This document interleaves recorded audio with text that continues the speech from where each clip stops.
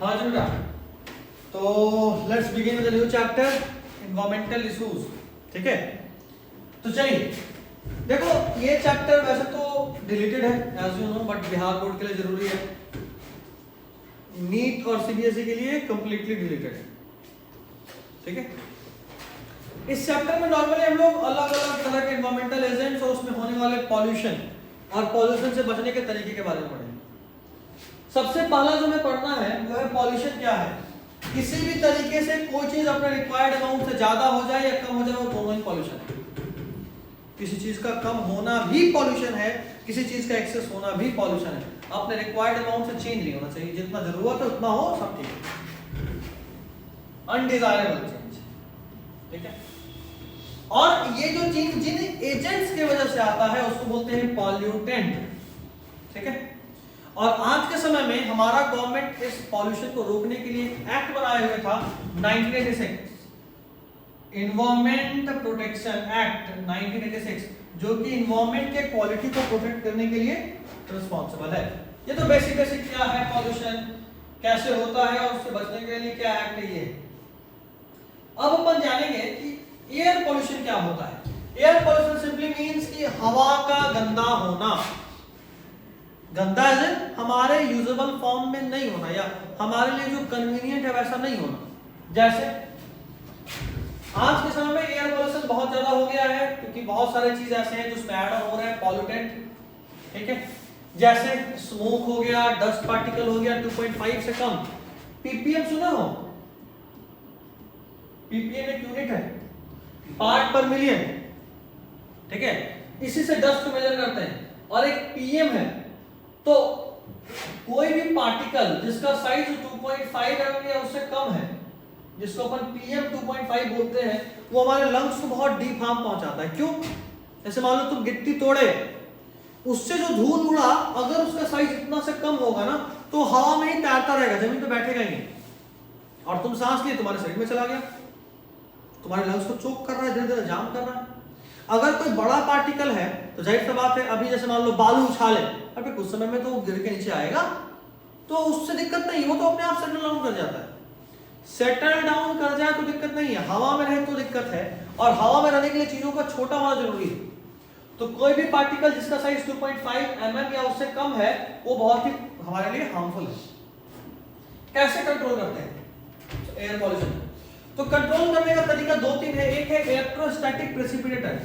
इसमें क्या होता है कि अपन इलेक्ट्रिक चार्ज डिस्चार्ज करते हैं, और इलेक्ट्रिक चार्ज से क्या होता है कि जो भी मेरा डस्ट पार्टिकल था वो इलेक्ट्रीफाई हो जाएगा, या तो उस पर पॉजिटिव चार्ज आ जाएगा या नेगेटिव चार्ज आ जाएगा। और हमारे पास एक इस तरह का प्लेट होता है, इस पे पॉजिटिव चार्ज, इस पे नेगेटिव चार्ज है। यहां से आपका हवा को पास कराया जा रहा है जो गंदा है, और उस हवा पे इलेक्ट्रॉन का बॉम्बार्डमेंट करके मान लो उसको नेगेटिवली चार्ज कर रहे हैं। तो जैसे जैसे वो यहां से गुजरेगा तो सब नेगेटिव इधर अट्रैक्ट हो जाएगा। तो इलेक्ट्रॉन जिस डस्ट पार्टिकल पे जाएगा, वो सब डस्ट पार्टिकल चार्ज होकर इस तरह चिपक जाएगा। हो गया साफ, सारा डस्ट यहां जमा हो गया, जो हवा निकला वो साफ हवा है। ठीक है, ये है इलेक्ट्रोस्टैटिक प्रेसिपिटेटर। ये ऑलमोस्ट 99% ऑफ पार्टिकुलेट को कम कर देता है, खासकर थर्मल पावर प्लांट जहां कोयला जलता है। कोयला का धुआं में बहुत सारा काला काला पार्टिकल्स होता है। ठीक है, उसके अलावा एक कुछ स्क्रबर्स हैं जो SO2 इस तरह के गैस को निकालता है, और उसके अलावा कुछ कैटालिटिक कन्वर्टर्स हैं जो क्या करता है, देखो इसमें ना अपन प्लैटिनम, प्लैडियम या रोडियम इस तरह का कुछ महंगा कैटालिस्ट यूज करते हैं। इसमें क्या होता है कि जो कार्बन मोनोऑक्साइड है, कार्बन मोनोऑक्साइड जब जैसे मान लो ये हमारे अक्सर बाइक के या कार के साइलेंसर में लगा होता है, तो वहां से जो भी धुआं निकल रहा है, जैसे मान लो कार्बन मोनोऑक्साइड गैस निकल रहा है, ये कार्बन मोनोऑक्साइड गैस ये रोडियम, प्लैटिनम, प्लैटिनम से टकराता है, और टकरा के तुरंत CO2 और H2 में कन्वर्ट हो जाता है। तो भाई साहब, कैटलिस्ट का तो काम ही है कि रिएक्शन की रेट को बढ़ा देना।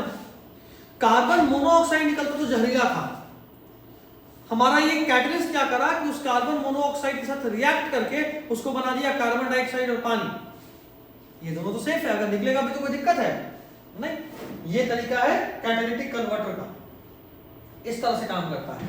और आज के समय में हमारे को रूल है कि आपको अनलीडेड पेट्रोल यूज करना है, उसमें लीड मिला हुआ नहीं होना चाहिए, क्योंकि उससे बहुत केमिकल जो निकलता है वो बहुत ही हार्मफुल होता है। ठीक है, वो लीड जो है वो जो कैटलिस्ट है ना इसको इनएक्टिवेट कर देगा, तो CO कार्बन मोनोऑक्साइड निकलेगा, तो बहुत दिक्कत हो जाएगा ना, इसलिए पेट्रोल साफ होना चाहिए। अभी एक नया कंसेप्ट चला है, हवा के गंदा होने का। अभी तक का कंसेप्ट ये था कि हवा तब गंदा जब उसमें पार्टिकल है, लेकिन आज के समय में एक नया कंसेप्ट है कि हवा तब भी गंदा जब उसमें बहुत ज्यादा नॉइज है, बहुत ज्यादा आवाज है। हवा में अगर बहुत ज्यादा आवाज हो रहा है, अपन उसको भी क्या बोलते हैं, गंदगी। कैसे? सिंपल तरीका, अगर अच्छा पहले तो एक्ट जान लो, air prevention and control of pollution act 1981 के द्वारा, ये पहली बार बना था 1981 में, इसको अमेंड कर दिया यानी सुधारे थे 1987 में। उसमें इसने नॉइज को भी पॉल्यूटेंट के तौर पे आप किए कि अगर बहुत ज्यादा तेज आवाज हवा में है वो भी एक तरह का पॉल्यूटेंट, मतलब अनडिजायर्ड हाई साउंड। जैसे मान लो 150 डेसिबल, डेसिबल जो है ना ये साउंड का यूनिट है, साउंड का कितना तेज आवाज है, इंटेंसिटी को मेजर करने का।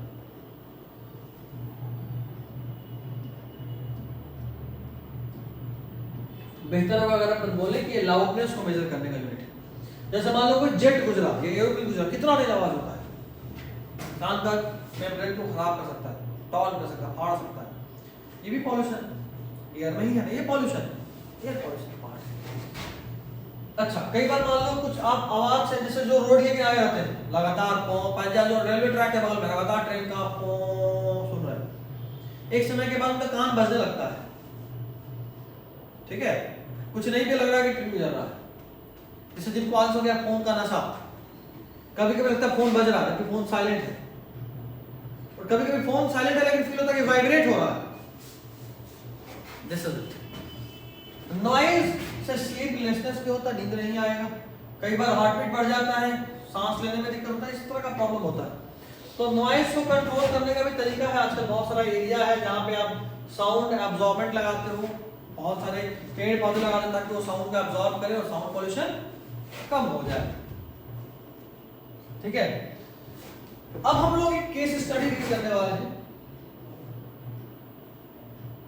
जो इस बात पे फोकस्ड है कि हमारे यहाँ हम कितना ज्यादा गाड़ियों को कंट्रोल कर रहे हैं। आप सुनोगे गाड़ी का आजकल वर्जन है BS4, BS5, BS6। स्टार्टिंग में हमारे गाड़ी से क्या निकल रहा है धुआं, उसके इमिशन के लिए कुछ नॉर्म्स होते हैं। पहले था European 1, European stage 2, European stage 3 का गाड़ी था, लेकिन फिर गवर्नमेंट उसको बदल के भारत कर दिया। भारत स्टेज 1 तो BS1, Bharat stage 2 BS2, Bharat stage 3 BS3, अभी चल रहा है BS6। BS6 वर्जन का गाड़ी आता है। इन सब गाड़ियों में पॉल्यूशन नॉर्म है, उससे ज्यादा वो पॉल्यूट नहीं करेगा, ठीक है। उसका धुआं जो निकलेगा उसमें कौन कौन सा एयर केमिकल है वो सब पहले से डिसाइडेड होता है, यही सब केमिकल निकलेगा। और जितना बढ़िया स्टैंडर्ड का गाड़ी उसमें उतना कम धुआं निकलेगा और उतना अच्छा क्वालिटी का धुआं, अच्छा क्वालिटी यानी CO2 होगा या कोई और गैस होगा जो उतना ज्यादा मान लो हार्मफुल नहीं है। जैसे 1990 में देखा गया कि पूरे दुनिया में 4th आता था पॉल्यूशन के मामले में। आज तक तो टॉप पे भी चलता दिल्ली, कभी 4th था 1990 में। तो एक सुप्रीम कोर्ट में ऑर्डर पास हुआ, मतलब कंप्लेंट गया कि भाई साहब मेरे को भी जीने का अधिकार है, दिल्ली को इतना गंदा क्यों कर रहे हो। आज पहला हो गया है और ईमानदारी से तो पटना उससे भी आगे है, लेकिन कभी कोई नापा ही नहीं, वरना पटना का कुछ एरिया बहुत ज्यादा गंदा है। नापते हम लोग, पता है हमारे यहाँ कहाँ नापते हम लोग पॉल्यूशन, राजभवन के पास, जू के पास, और वहां पे पॉल्यूशन नापने पे भी हम लोग दिल्ली से थोड़ा सा पीछे रहते हैं। तो जरा इधर नाप लो फुलवारी तो हो गया, समझ लो कितना पॉल्यूटेड हो जाएगा। वो सबसे साफ इलाका, तब भी अपन दुनिया भर के सिटीज में टॉप 50 में तो आता ही है गंदगी में, एयर पॉल्यूशन के मामले में सबसे साफ इलाका है, तब जहाँ सबसे साफ हवा है, जू है, जंगल है आसपास, तो बाकी जगह तो बात ही छोड़ो, यही कहानी है। तो उसमें क्या था, वो बोला कि दिल्ली में जितने भी बस होंगे वो सब CNG के हो जाएंगे 2002 तक, यानी सिर्फ और सिर्फ 12 साल का टाइम मिला। 1990 का ये बात है और 2002 तक का ऑर्डर मिला, इसलिए दिल्ली में आज सिर्फ CNG बस चलता है। और अब तो इलेक्ट्रिक बस आ गया, CNG में इलेक्ट्रिक बिजली पे चलेगा। उससे क्या हुआ, अच्छा उसके अलावा बोला गया कि किसी भी तरीके से सीएनजी को यूज करने में फायदा ही है। बोला क्यों? बोला एक तो वो डीजल से सस्ता है, और दूसरा डीजल में लोग किरोसिन मिला देते हैं, मिलावट, तो उससे भी धुआं ज्यादा निकलता है। सीएनजी में किरोसिन नहीं मिला सकते, वहां एडल्ट्रेशन नहीं हो सकता, तो साफ धुआं ही आएगा।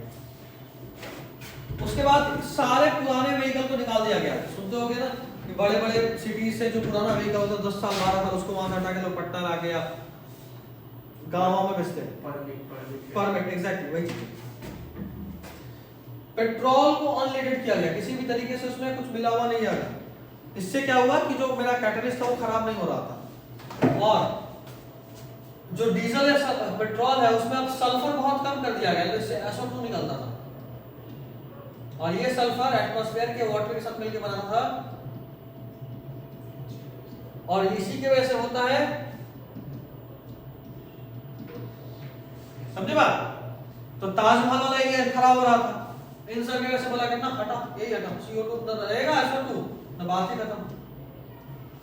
उसके बाद हुआ है कि आजकल कैटालिटिक कन्वर्टर यूज करते हैं, जो कि हमारे पॉल्यूशन नॉर्म्स के अनुसार है, जो कम करता है पॉल्यूशन, ठीक है। बाद में रूल्स को और टाइट करा गया, सल्फर एरोमेटिक कंटेंट को और कम करा गया। उसके बाद जो सबसे बेस्ट था उस वक्त वो था यूरो 3, जैसा बोले, जैसे हमारे पास BS3 है ना, यूरोप में वैसे यूरो 3 चल रहा है। इसका रूल बोला कि सल्फर का अमाउंट 350 ppm से ज्यादा नहीं होना चाहिए, ठीक है, डीजल में, और 150 ppm पेट्रोल में। समझ रहे हो? ppm यानी 1 मिलियन अगर पेट्रोल का मॉलिक्यूल है तो उसमें 150 से अधिक सल्फर नहीं होना चाहिए, ठीक है। ये उसके प्योरिटी का सिंबल था, इतना प्योर होना चाहिए पेट्रोल, इतना प्योर डीजल। बाद में ये सब भी हट गया, अब तो यूरो 3 खत्म है। बाद में कोशिश ये किया गया कि रोड मैप ऐसा बनाए कि सल्फर को 50 ppm तक लेके आए, ठीक है। तो अब तो इससे कोई मतलब ही नहीं बनता, क्योंकि जैसा बोले कि ये हट गया है। अब तो हमारे यहाँ BS चलता है, Bharat stage 1, Bharat stage 2, euro खत्म हो गया। उसके बाद थोड़ा सा अपन वाटर पॉल्यूशन को भी जानते हैं। अभी तक हमने एयर पॉल्यूशन पढ़ा कि किस तरीके से एयर पॉल्यूट होता है, अपन थोड़ा सा वाटर पॉल्यूशन के बारे में भी जानते हैं। वाटर पॉल्यूशन बहुत ज्यादा जरूरी है, क्योंकि अगर हमारे पानी में सिर्फ और सिर्फ 0.1% इम्प्योरिटी भी चला जाए ना, तो हम घर में यूज नहीं कर सकते, ठीक है। सोचो ना, पानी है, उसमें एक अच्छा गिर जाता तो आप पूरा पानी फेंक देते, तुम समझ रहे हो कितना प्योर होना चाहिए उस पानी को? तो इसलिए 0.1% भी गंदा हो गया। अच्छा, हमारे पास जो डोमेस्टिक वेस्ट होता है, जैसे मान लो बर्तन धोने के बाद जो पानी निकला, सब्जी धोने के बाद जो पानी निकला, ये इतना भी गंदा नहीं होता है। बर्तन धोने के बाद जो पानी निकला उसमें थोड़ा सा साबुन है और तुम्हारा खाने का ही कचरा है, तो भाई खाने का कचरा को तो डिग्रेड कर देगा बैक्टीरिया, तो पानी साफ हो जाएगा। तो अगर आपके पानी में खासकर जो भी बायोडिग्रेडेबल या किचन वेस्ट है, उसमें ऐसा वेस्ट होता है जो आप घर में यूज करते हो और वो बायोडिग्रेडेबल होता है, तो that can be use, reuse. आप उससे पानी को पटा दो पेड़ में, है ना, वो सब यूज हो सकता है। उसके अलावा जितना ज्यादा बायोडिग्रेडेबल सब्सटेंस होगा उसको डाइजेस्ट करने के लिए उतना ज्यादा बैक्टीरिया चाहिए। जितना ज्यादा वेस्ट उतना ज्यादा बैक्टीरिया, और जितना ज्यादा बैक्टीरिया, सिंपल सा लॉजिक बेटा, जितना ज्यादा बैक्टीरिया उसको उतना ज्यादा ऑक्सीजन चाहिए। तो अगर आप किसी तरीके से ये नाप पा रहे हो कि किसी पानी में कितना ज्यादा ऑक्सीजन यूज हो रहा है, तो जितना ऑक्सीजन यूज हो रहा होगा उतना ज्यादा बैक्टीरिया है, और जितना ज्यादा बैक्टीरिया है मतलब उतने बैक्टीरिया का खाना होगा, मतलब उतना ज्यादा कचरा है उस पानी में। तो अगर हम लोग ये निकाल लें BOD, BOD का पूरा नाम बायोकेमिकल ऑक्सीजन डिमांड या बायोलॉजिकल ऑक्सीजन डिमांड बोलते हैं। तो इससे क्या होता है कि अपन ये मेजर कर सकते हैं कि कोई पानी कितना गंदा है। जितना ज्यादा गंदा पानी BOD उतना ज्यादा, समझ रहे हो? सिंपल तरीका। अगर जहां ज्यादा पढ़ाई होगी वहां ज्यादा बच्चा, जहां ज्यादा बच्चा वहां ज्यादा पैसा, तो हम पैसा देख के ये डिसाइड कर सकते हैं कि पैसा ज्यादा यानी पढ़ाई ज्यादा अच्छा होता होगा। क्यों? क्योंकि ज्यादा पैसा यानी ज्यादा बच्चा यानी ज्यादा अच्छा पढ़ाई। उसी तरह जितना ज्यादा ऑक्सीजन उतना ज्यादा बैक्टीरिया, जितना ज्यादा बैक्टीरिया उसके लिए उतना ज्यादा खाना होगा, तभी तो बैक्टीरिया जिंदा है, और बैक्टीरिया खाना यानी हमारे लिए कचरा। उसको बोलते हैं बीओडी। बीओडी के अलावा एक और होता है डिसॉल्व्ड ऑक्सीजन। किसी अमाउंट में पानी में कितना ज्यादा ऑक्सीजन डिसॉल्व है, घुला हुआ है, उसको अपन बोलते हैं डीओ। अब सिंपल सोचो, अगर किसी पानी में बैक्टीरिया बहुत ज्यादा है तो पानी में घुला हुआ ऑक्सीजन को उतना ज्यादा यूज करेगा, तो जहां बीओडी ज्यादा होता है ना वहां डीओ उतना कम होता है। अगर किसी पानी में बहुत ज्यादा बैक्टीरिया है तो बैक्टीरिया ज्यादा है यानी वो पानी में से ज्यादा ऑक्सीजन को यूज करेगा, क्योंकि वो भी जिंदा है, सांस ले रहा है। तो जाहिर सी बात है ज्यादा ऑक्सीजन यूज करेगा तो पानी में डिसॉल्व ऑक्सीजन बचेगा कम। तो जहां बीओडी ज्यादा होता है, बायोलॉजिकल ऑक्सीजन डिमांड या बायोकेमिकल ऑक्सीजन डिमांड बैक्टीरिया का जहां ज्यादा होता है, वहां पानी में डिसॉल्व ऑक्सीजन यानी डीओ कम बचता है। ये याद रखना है। तो कोई पानी अच्छा है या गंदा है, इसको पता करने का दो तरीका हो सकता है। हम उसमें डीओ चेक कर लेंगे, अगर डिसॉल्व ऑक्सीजन ज्यादा है यानी पानी साफ है, ज्यादा पानी ऑक्सीजन बच रहा है यानी बैक्टीरिया कम यूज कर रहा है, पानी साफ है। अगर डीओ बहुत कम है, सब डिसॉल्व ऑक्सीजन यूज कर रही है बैक्टीरिया, तो जाहिर सी बात है पानी गंदा है। अच्छा, यही बात अगर बीओडी पे करें, बायोलॉजिकल ऑक्सीजन डिमांड ज्यादा है यानी बैक्टीरिया ज्यादा है तभी तो ज्यादा डिमांड कर रहा है, बीओडी कम है यानी बैक्टीरिया कम है यानी कम डिमांड कर रहा है। ये तरीका होता है। अच्छा, जहां बैक्टीरिया ज्यादा होगा वहां अक्सर अल्गल ब्लूम हो जाता है, न्यूट्रिशन खूब होता है ना, बैक्टीरिया डिकम्पोज करेगा, न्यूट्रिशन पानी में रिलीज करेगा, तो एल्गी का ग्रोथ बहुत ज्यादा होता है, एल्गल ब्लूम। और जितना ज्यादा एल्गी यूज करेगा, ग्रो करेगा, उतना वो भी पानी में से ऑक्सीजन खींचेगा, तो वहां के मछलियों के लिए ऑक्सीजन बचता ही नहीं, तो मछलियां मरने लगती हैं। ये एक वजह है। और इसी का एग्जांपल है एल्गल ब्लूम में इकॉर्निया, पढ़े हो आप, वाटर हाइसिंथ, इसको टेरर ऑफ बंगाल बोलते हैं। इंडिया में लाया गया तो फूल बहुत सुंदर था इसके, लेकिन इतना ज्यादा हुआ कि हमारे पूरे वाटर वेज को ब्लॉक कर दिया। ठीक है, चलिए आज के लिए तब मैं छोड़ रहा हूँ, अगले क्लास में इसको आगे लेके चलूंगा। ज्यादा कुछ है नहीं, बायोलॉजिकल मैग्निफिकेशन और यूट्रोफिकेशन से स्टार्ट करेंगे, देन विल एंड।